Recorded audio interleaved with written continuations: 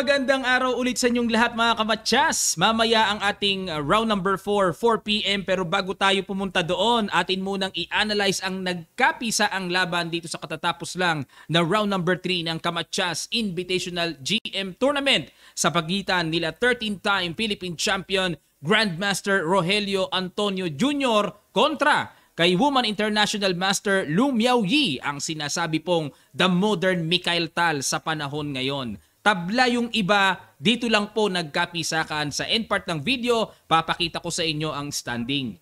Ang ginawa ni GM Joey, nag-E4, nag-C5 naman si Miao Miao, Sicilian, Knight F3, E6, D4, Open Sicilian, Knight C6 at nag-A3. Iniwasan kagad ni GM Joey ang matalas na Bishop B4 pin at nag-Bishop E7 lang, Knight takes C6, B takes C6, nag-E5, Knight D5, Queen G4, interesting line by GM Joey para atakihin kagad ang G7. Dito po sa madalas kong nakikita, Knight E4 ang ginagawa dito eh. Pero itong Queen G4 ang makulay sa opening line na ito. Nag-G6, nag-Knight E4, ayun, inihabol ang Knight E4 pero minarkahan ni Stockfish ng bad move. Dapat daw ang tira Queen G3, yun lang. Medyo malalim yung simpleng isod na paatras ah. Queen G3 lang? Pero balik tayo sa Knight E4. Nag-H5. Brand X move naman ang ginawa dito ni Miao Miao. Dapat daw ang tira F5. Na mapupwersa ang white na i-enpasan capture. Knight takes F6. Knight takes F6. Bishop takes F6. Na sa evaluation bar kitang-kita pabor ng kaunti sa black. Okay? Kasi solid na yan eh. Mag-D5, mag-E5. Pero, balik tayo sa diskarte ni Miao Miao. Nag-H5. Queen D1 bumalik. Queen C7, tiniret ang pawn. Nag-F4 at dito mga kamatsas. G5. Talagang ang laban. Balagbagan talaga. Pero, bad move din ang binigay ng computer engine. Dapat daw ang tira Queen A5 check na halimbawa kung mag-Bishop D2, magku-Queen B6, tempohan lang ng threat ang B2 na binigay na continuation, magulo, Bishop D3, Knight E3, Queen F3, Queen takes B2, Bishop C3, Queen B6. Magulo. Unclear pa rin ang line na ito. Okay, aggressive fight talaga. Pero balik tayo sa ginawa ni Miao Miao, G5, basag kagad, nag-Knight takes G5. Ito po yung nabanggit ni GM Joey nung sa dinner no kagabi na nag-uusap kami, parang medyo hindi siya conforme dito sa Knight takes G5. Ayan, at nabanggit ko rin na Knight D6, natandaan ko kasi habang nag-uusap kami ng chess notation lang. Knight D6 check. Kaya ako naman natandaan kasi nga, syempre, nakikita ko yung computer engine move eh. Ito tirang malakas na capturein yan, capture, syempre di pwedeng capturein, may C4, babagsak ang knight.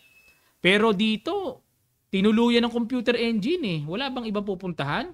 Bakit tinuluyang capturein yan? Pag C4, ito na lang ang ginawa.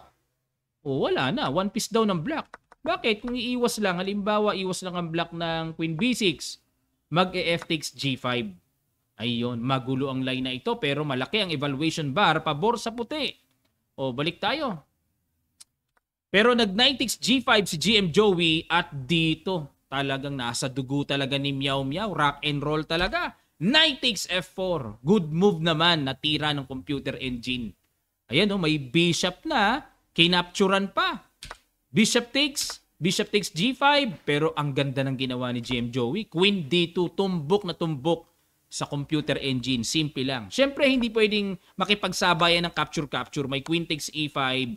Mababawi din naman ng bishop. Yan nga plano ni Miao Miao sa sacrifice Knight takes F4 eh. Pero Queen D2 good move. Nag-Bishop H4 check, yun lang. Bad move na naman. Dapat daw ang tira, capturein na. Tapos Bishop B7, develop kagad para maka C5 kagad. Then Castle Queenside. Yun na lang talaga ang chance na makadevelop ng mabilis dito. Pero ang ginawa, nag-Bishop H4 check, G3, Bishop E7, nag-Castle Queenside, A5. Ayun, ito pa yung isang tirang hindi ko alam kung parang loss of tempo eh. Queen B6 ang tira ng computer dito. Pero nag-A5, Queen C3, A4, H4. Ayun, para wala ng H4 ang black at ma-fix na yung pawn sa H5. Nag-rook A5. Ayan, para mukhang pupunta yata dito sa D5. Dito mga kamatsas, pakiguess nyo po. Excellent move ang binigay sa tirang yon. Ano kaya yung ginawa? Sa ilang sandali lang tutuloy kagad natin. Start.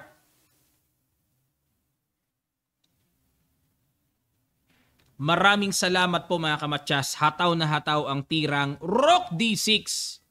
Excellent move ang binigay ni Stockfish. Pangbara lang, pangpaipit lang.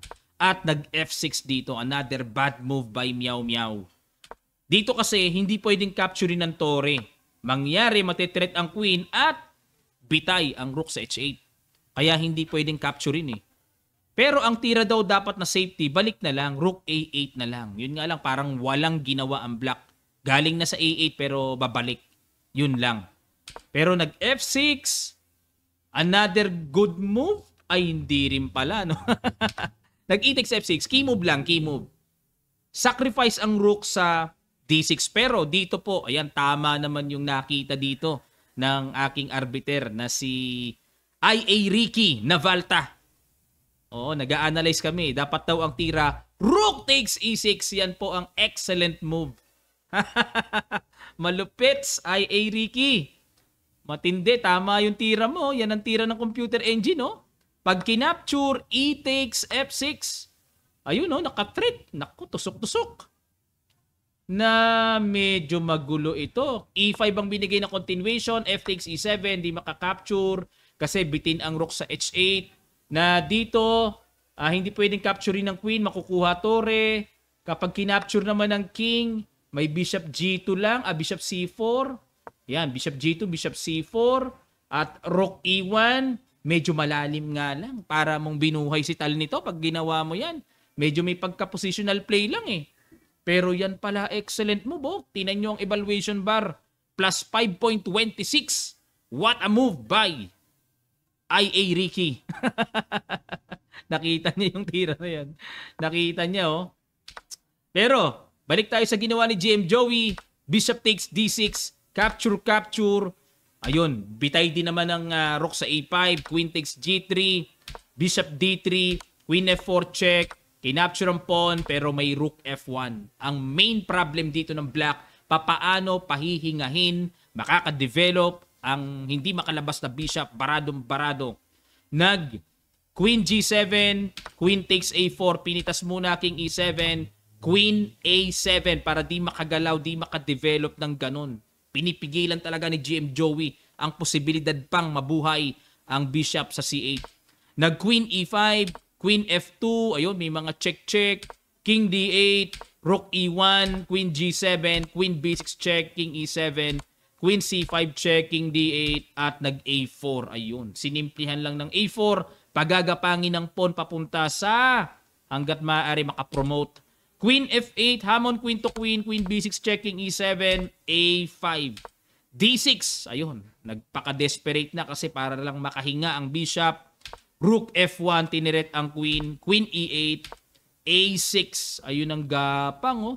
Bishop D7, queen F2, threatening matcha sa F6, king D8, queen B6 checking E7 at nag-A7. At kitang-kita po sa time control, halos maubos-ubos na ang oras ni Meow Meow. Rook G8, queen F2 again, threatening matchas.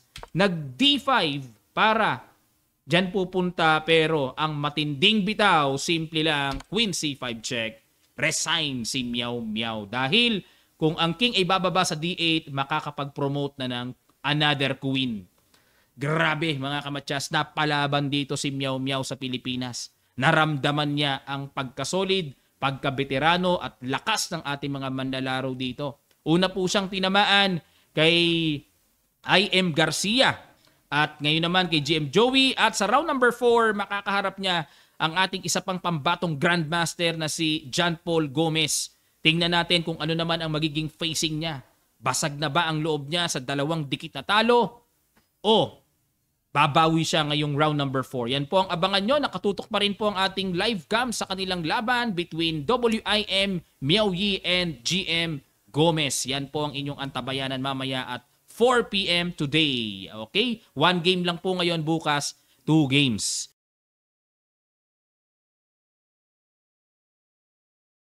Ayan, muli nagpapasalamat tayo sa ating main sponsor na si National Master and DICT Undersecretary David Almirol Jr. sa kanya pong matinding pagsuporta sa ganitong proyekto. Thank you so much po, Boss David. Sana marami pang kagaya mo na lumabas na mag-sponsor pa ng maraming mga round robin close tournaments para mas dumami pa ang ating mga potential grandmasters ng bansa. Maraming salamat. Magkita-kita pa po tayo sa mga susunod pang chess updates.